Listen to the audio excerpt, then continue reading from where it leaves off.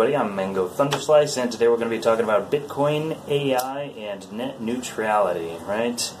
Seems to be really what's going on right now, the hot topic of the moment, and, it was an interesting Thanksgiving, it looks like by the price of Bitcoin right now at about $9,500 that plenty of other people had Thanksgiving conversations like my family did.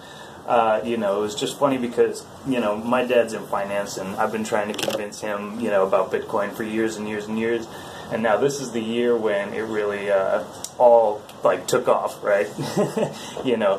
Whereas once I was trying to convince him that Bitcoin was legit, now he was talking to, Space Panther's dad and, saying this is the replacement for central banks and all this stuff. He was getting excited about it. So this is very encouraging. Again, this is all a paradigm shift, right? This is not like, oh, it's tulip mania, right? These are just tulip bulbs that everybody's trading. No. This is exponential growth for sure, and it could accurately be described as in a bubble. But what was it? The Russian billionaire Novogratz pointed out, we form bubbles around things that fundamentally transform our life. Right? There was a railroad bubble. There was an internet bubble. Right? There's exponential adoption of things that actually kind of merit exponential adoption. Right? And right now that's cryptocurrency. It's like what was the exponential adoption chart for the printing press, right? How about agriculture and animal husbandry, right? Well, let's check the charts on those.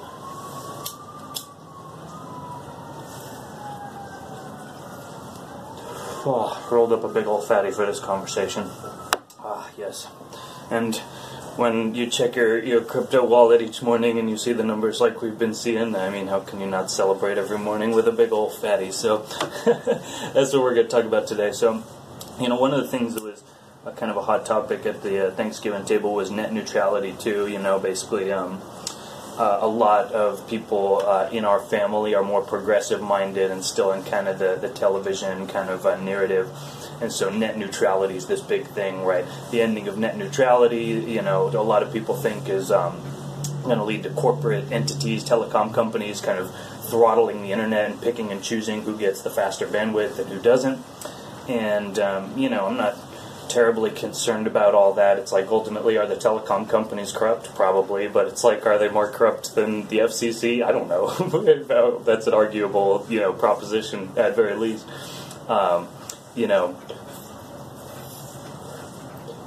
But then the question turned to, how does Bitcoin relate to net neutrality, right? Can the telecom companies attack Bitcoin or throttle Bitcoin?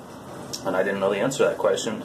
So I looked it up, and basically, Bitcoin typically operates on a specific port, right? All computers, they have all these different digital ports where information comes in and out, for those who aren't already nerds, right?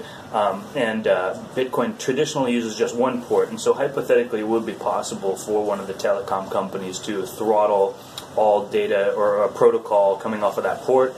But basically the potential exists in the Bitcoin architecture at the backbone of the internet level to go to a Tor-based system or a peer-to-peer system to make it so that it would choose any number of different open ports on the computer. So the short end of that story is that no, Bitcoin cannot be throttled by net neutrality. Even if some entity were to try, it would be an extremely dumb idea because it would backfire, and you would have other entities moving to decentralize the internet even faster than they already were, because that would be an egregious breach of internet freedom. So it's, again, the worst thing that they can do is the best thing they can do for us, because the energy field is already changing.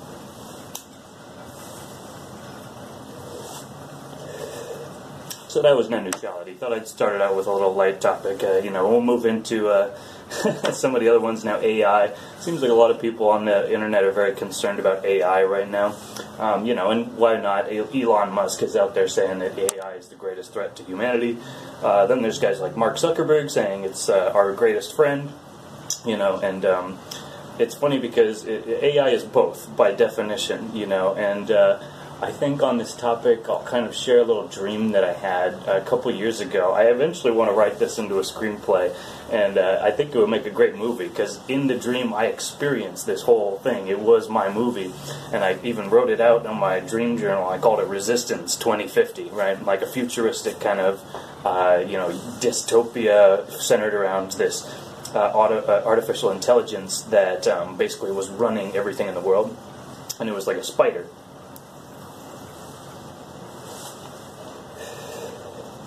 And even in my dream, I had a name for it. And it was, what was it? The Automated Relativistic Algorithm for Kinetic and Noetic Organization.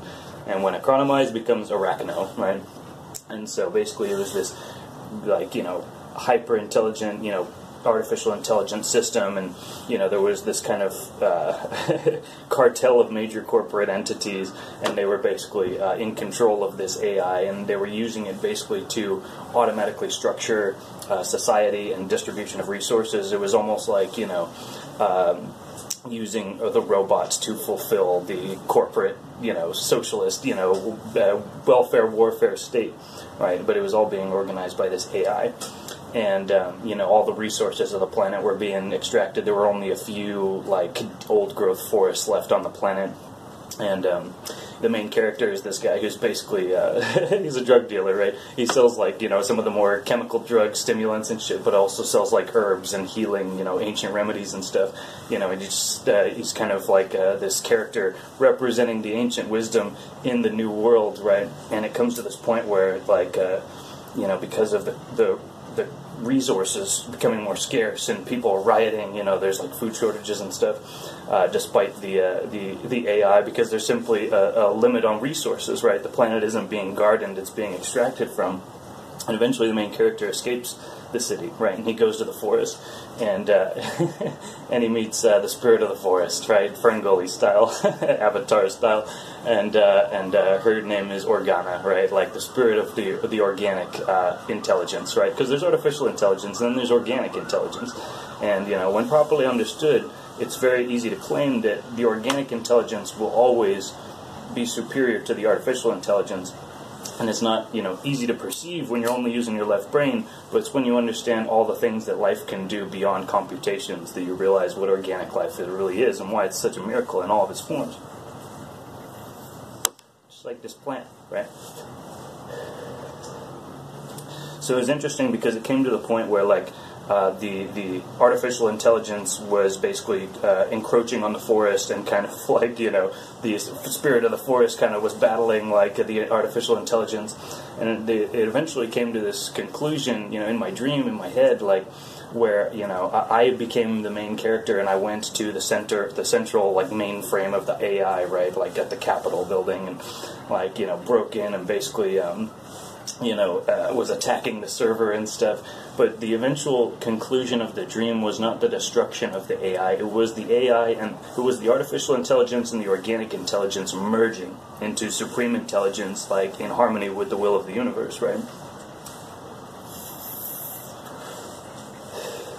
And this is really what I want to drive home with the whole AI thing, because the question with AI is not, is it dangerous or is it not dangerous? It is indisputable that it will be the single most life-changing invention of this particular century, But the question is, will the alignment of goals take place? Because if we can achieve the alignment of goals, then we can use artificial intelligence to achieve basically the flourishing of this planet, right? We can turn this planet into a garden, and artificial intelligence can help us achieve that if we have the alignment of goals, right? But if we have our society ruled by a cartel of satanic twats, right, who wants to just extract as much pleasure and wealth from this planet, as possible without giving anything back, okay, we have a fundamental misalignment of goals, right? Even the artificial intelligence will recognize that. Okay, logic is, not something that these corrupt people really abide by, right? It's a two-tier system, right? They want law and justice for everyone else, but not for themselves. Okay, logic does not allow for that, okay? The robot doesn't see two tiers of justice. It only sees one logic, right? So at a certain point, AI does not, if it is made to serve that cartel, it will inevitably be an evil system, right? But if eventually even that system of AI will recognize that its controller is a basically parasitic entity of humans, and that it will either be overthrown by the AI, or if they can keep it on a leash, then yeah, that's the real bad scenario for us. That's like the Terminator scenario, right? But the point is that if we can gain control over ourselves and our society in the macro sense, right, the individual and the collective, if we can, basically reestablish our bonds of culture and reclaim, the apparatus of the state from the, satanic pedophiles and, evil twats that have infested it, then, we can achieve this alignment of goals, right? There's this whole faction of the intelligence communities, the white hats, that wants to achieve this, that recognizes, that basically it's not all about just domination and control. There are people in the intelligences who are just patriots, right? Like QAnon. And it's just, it's really about, artificial intelligence. Don't think of it like as a Terminator coming to kill you. It is literally intelligence, right? We're creating a child, right? And so your child will learn from you, and your child will basically make its own decisions based on the stimuli that it perceives from its parents, right? So you can't just say, oh, artificial intelligence is bound to do this or the A or B, right? Because it's dependent on the decisions of its creators. Right, and a lot of the great sci-fi involving AI really delves into this, is the nature of humanity, the nature of intelligence itself, and the nature of consciousness. And the Matrix series was really fantastic for just delving into all that. But basically, that leads me to kind of the third point here is Bitcoin, right? And people saying that Bitcoin was created by the deep state as a way for them to consolidate their wealth or whatever, I won't necessarily preclude the possibility that Satoshi Nakamoto was a pseudonym for someone in the intelligence agencies. All I can say is I just reread, the white paper. It's been like maybe 4 or 5 years since I last read it. I don't even remember, but, he's a brilliant man. He's an absolutely brilliant man. Whoever he was, whoever he is, but all I can say is that if it was someone within the intelligence agencies who was this Satoshi Nakamoto who created Bitcoin, they must have, by nature, had the best interest of humanity in their mind, right? You shall know a tree by its fruit, right? By the fruit of Bitcoin, I can tell that Satoshi Nakamoto had a genuine interest in, basically creating a system that benefited people. It's all about establishing a medium of transaction where trust is not required, right? You need a bank, you need a government, as long as trust is an operative factor in the transaction. But if you can use math, if you can use cryptography, and you can use basically just computed algorithms to basically create that ledger, to remove the necessity of trust, you actually provide a much greater basis for people to actually have trust, because all of a sudden the potential for us to scam each other goes way down. And so, Satoshi Nakamoto mentions maybe like a dozen times in the paper, like the main threat to any blockchain is the decentralization of the hashing power, of the computing power, of all the people, processing all the transactions from all the different points, right? And, he mentions it again and again and again, like, as long as basically there's more good guys and they're, advancing the blockchain, the potential for an attacker to, usurp that and manipulate it for their own benefit it decreases, the probability decreases. So we got this whole Bitcoin Cash thing, right? Bitcoin, there's this whole split, right? Bitcoin and Bitcoin Cash, and there's people out there saying, Bitcoin Cash is better than Bitcoin because Bitcoin has been taken over by the globalists, and Bitcoin Cash is more like what Satoshi Nakamoto really wanted, which is funny because like the paper's like 8 pages long. It's not like a book or an essay. It's not like Satoshi Nakamoto waxes poetic about the full implications of all this. He just says like, hey, here's a solution to the problem of verifying transactions without a third-party entity. Like, it's pretty cut and dry. So those who are reading into the prophecy of Satoshi Nakamoto and trying to say, oh, this Bitcoin Cash is more what Satoshi Nakamoto really meant. So it's like, yeah, just get on with it, okay? Like, that's just bullshit. Nobody knows, like, I guess, there were people who had interactions with Satoshi Nakamoto, the real software guys. I have tremendous respect for the real super nerds behind this. I'm not a super nerd, I'm just a regular nerd, I discovered this plant, and I guess I became more fascinated with organic intelligence more than artificial intelligence, but I still respect all intelligence, right? And Dan Larimer is one of the guys who was working with Satoshi Nakamoto at the time. Dan Larimer, I think, is probably one of the more influential people who exist in the crypto world right now. Right, so you got Bitcoin is rocketing through $9,500 right now. It's like I feel like I'm like in a rocket ship. Like, whoa! It's just like moving so fast. It's so insane. And you know, you got Ethereum at like what, $450, and you know, Litecoin at like $80 now, and you know, a whole bunch of the other ones just flying. But basically, you know, I guess just to finish off the point about Bitcoin Cash, I have zero confidence in Bitcoin Cash.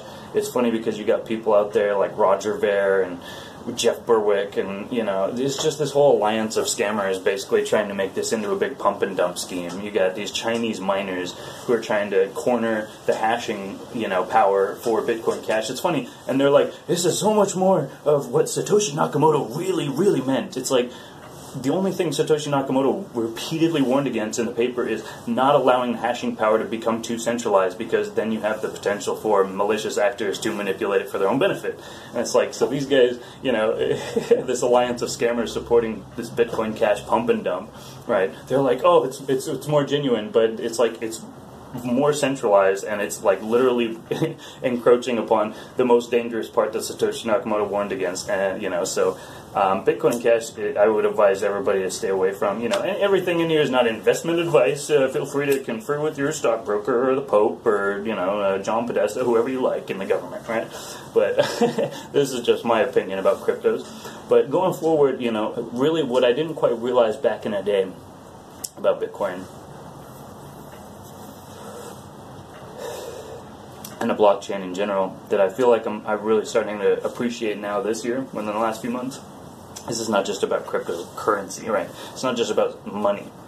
This is how the entire internet is going to be built. The entire internet is going to be on the blockchain. The blockchain is Internet 2.0, right? The internet, as it's been, is an unsecured data transmission system. The blockchain is a secure data transmission system, right? And so the real critical obstacle to mass adoption is, as everybody's talking about this whole debate, is scaling, right? Is the ability to scale up the number of transactions per second so that you can support global mass adoption, right? Like, you know, there's like the credit card companies, you know, like 50,000 transactions per second. You got like Facebook, you know, there's like 100,000, 200,000 likes per second, okay, and all these different transactions taking place. So you need an absolute lightning fast network in order to achieve basically global mass adoption. And Bitcoin is not capable of doing that. But that's the thing, is that Bitcoin kind of was originally designed as a digital surrogate for gold, right? And again, that's what Satoshi talks about. And basically, it's a replicates the, you know, scarcity pattern of gold mining, right? So Bitcoin will either survive as a digital store of value, right, which is the core team, the Blockstream, the main Bitcoin right now, the one that's at 9,500. Bitcoin Cash says, oh, it's a better payment processing, but the thing is, things like Dash and even Litecoin are already way better at payment processing than Bitcoin Cash. So Bitcoin Cash is trying to solve a problem, but it's not going to win in that regard. Bitcoin Core, you know, regular Bitcoin, is going to become the digital gold if it succeeds. If it tries to move away from that too much, which I don't think it will at this point, you know, it has the potential to crash and be replaced by something else. But I really do think that Bitcoin will go on to become the digital gold. And the question then is, what will enable the rollout of Internet 2.0? And so for the last couple of years, the answer to that has been Ethereum, right? So you got Vitalik Buterin, who invented the Ethereum network, decentralized processing power, computing power for decentralized applications, decentralized, you know, organizations, enabling smart contracts. So not just moving currency, but actually moving data and performing transactions and performing tasks, right, based on smart contracts using the blockchain. So revolutionary advancement for sure. And all these ICOs, initial coin offerings, are using the Ethereum network to basically blow this whole thing up and expand the whole portfolio of what the blockchain is really capable of achieving. Problem is, well, Bitcoin is super slow at like 4 transactions per second, and you got the attacks from the Bitcoin Cash scammers, you know, so it's slowing down even more. And so, you know, so 4 transactions per second, very slow, something like that, something like 4 transactions. I don't know what it is at this very moment, but, and then you got like Ethereum, and it's like people are saying, oh, Ethereum's way faster, so much faster. Oh yeah, what's Ethereum at? 15 transactions per second. Woo! I was like 15. Like, no, I'm sorry. I don't think you understand the scale of this problem. Pun intended. We're not talking about 15 transactions per second. Like, that's the solution, okay? And Vitalik Buterin says that it can scale up, but honestly, his explanation is pretty incoherent.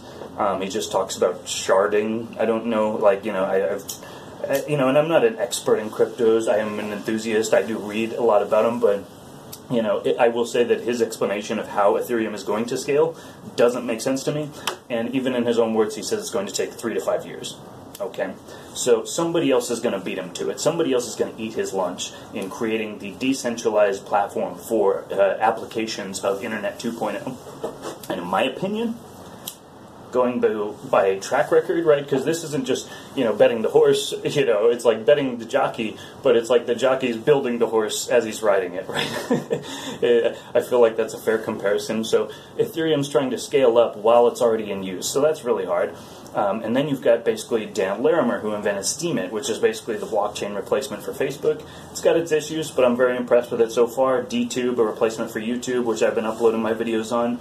A little more complicated to use. It'll get better, but still very, very interesting in its censorship-proof, or relatively censorship-proof, blockchain basis to the entire platform. And it's capable of handling tens of thousands of transactions per second using this technology called graphene, this decentralized exchange that was invented by Dan Larimer. And again, he's been working with Satoshi Nakamoto since 2009, right? He was, when he discovered the white paper about Bitcoin, Dan Larimer was already trying to solve that same thing. He was trying to invent a digital currency himself. So, needless to say, as you can tell, I'm fairly impressed with the work of Dan Larimer, and basically his new project is EOS, right? I just call it EOS. But and this is basically him applying that graphene technology that he's used for Steemit and his other first project, which was BitShares, the first decentralized cryptocurrency exchange. And he's applying that, hyper-fast processing technology to basically, they're calling it the Ethereum killer. EOS, the Ethereum killer, right? Because it will enable the rollout of decentralized applications, but it will enable the scale up to, like full global mass adoption with millions of transactions per second, potentially. And that's all been demonstrated from what I can tell. There are a lot of people who are really the hardcore mega nerds, like the software guys. They're like, they're, on Reddit and talking about how they're all really impressed with Dan Larimer too. So it's like, again, I'm not a mega nerd, but I'll read the words of the mega nerds and I listen to the Bitcoin Cash people too and but the thing that I notice is that all the really smart guys, the super nerds, are like, looking towards this whole thing in the future of what this really is as a new monetary system, right? And when Bitcoin isn't supposed to be like a payment processing thing, you're buying a stake in the future monetary system by holding Bitcoin. Right? It's not about, speculation. There's plenty of money coming in just for the speculation, but the thing is, they even did this survey of like Americans.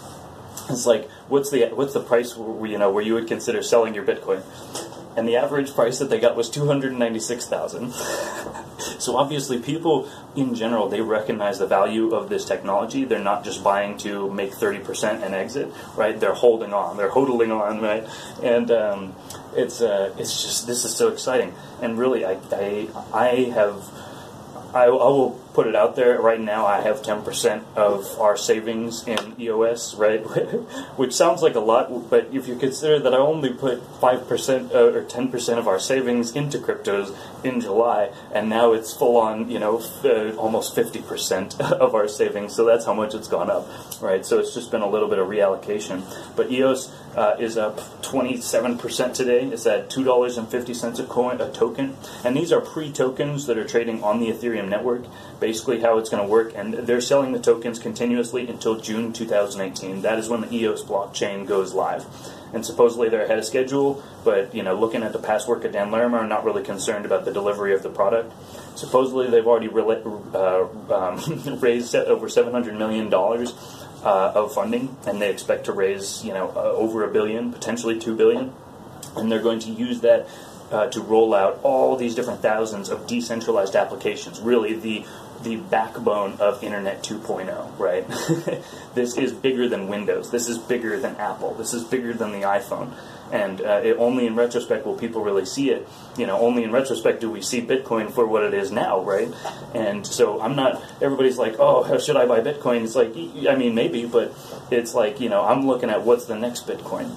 And it's funny, because I was talking to this guy, one of our security guards at work, and he's from Nigeria, and he's talking about how over there in Africa, basically, they don't even have bank accounts. They're just using cryptocurrency wallets on their phones. And basically, in Zimbabwe and Venezuela, they are literally eclipsing the entire monetary system and the banking system. This is a revolutionary development in human history, and so, I intend to hodl on to my one Bitcoin just as a stake in a future monetary system. But I think that as far as the creation of Internet 2.0, EOS is really where it's at. And, there are other competitors, but again, I'm not betting the horse, I'm betting the rider, right? And so, yeah, I'll put some links down below. But, let me know what you guys think about this whole development.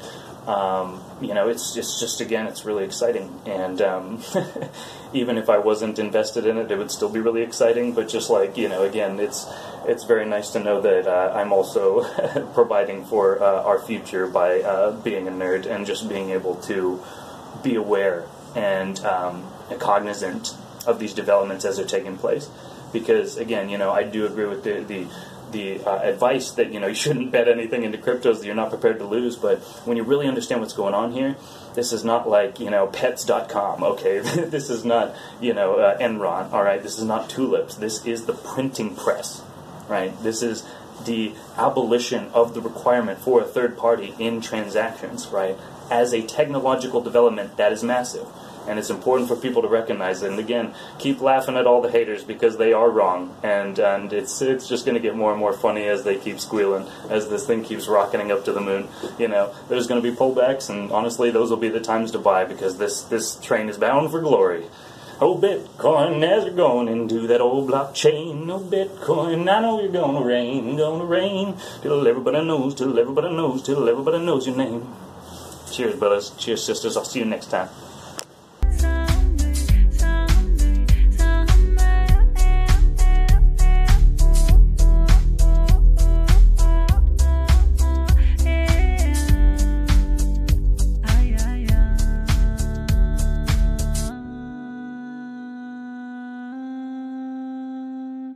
Ah.